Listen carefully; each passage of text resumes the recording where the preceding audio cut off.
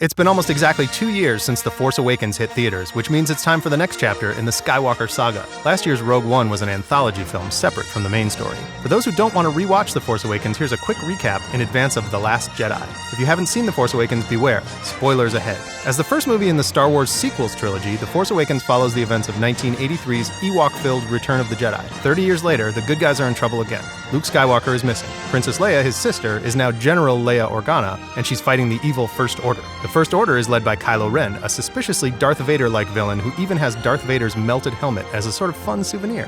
Leia is not alone, though. Fate brings her back together with her former love, Han Solo, and his old pal Chewbacca. Turns out they had a kid together. Han and Leia, not Han and Chewbacca. But the kid turned out to be evil. He's Kylo Ren. Meanwhile, there are some good guys. A stormtrooper gets a conscience, takes off his uniform, gets a new name, Finn, and buddies up with super cool Resistance pilot Poe Dameron. Poe has a fun little droid called BB-8, who helped the franchise sell a lot of toys in 2015. Poe and Finn meet the real star of our story, Rey, who's patiently waiting for her parents to return to the planet Jakku. They're never coming back.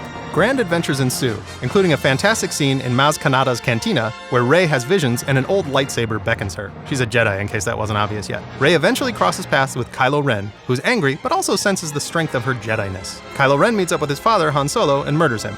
It sort of looks like Han Solo is happy to be murdered, but maybe that was just Harrison Ford, happy not to do another Star Wars movie. Kylo and Rey do battle at the end, with Rey the winner, though circumstances leave Kylo Ren alive. The Resistance finally learns the location of Luke Skywalker, and Rey pays him a visit, holding out Luke's old lightsaber to him. He removes his cloak with his metal hand, because remember, his dad cut off his hand in Empire, but he doesn't reach out for it. He just stands there looking troubled, because he just wanted to be left alone, you know? Other small things to know: Kylo Ren takes his order from a hologram called Supreme Leader Snoke. R2-D2 and C-3PO show up, so that's fun. And the Resistance once again has to blow up, basically the Death Star, but this time it's called Starkiller Base. That's it.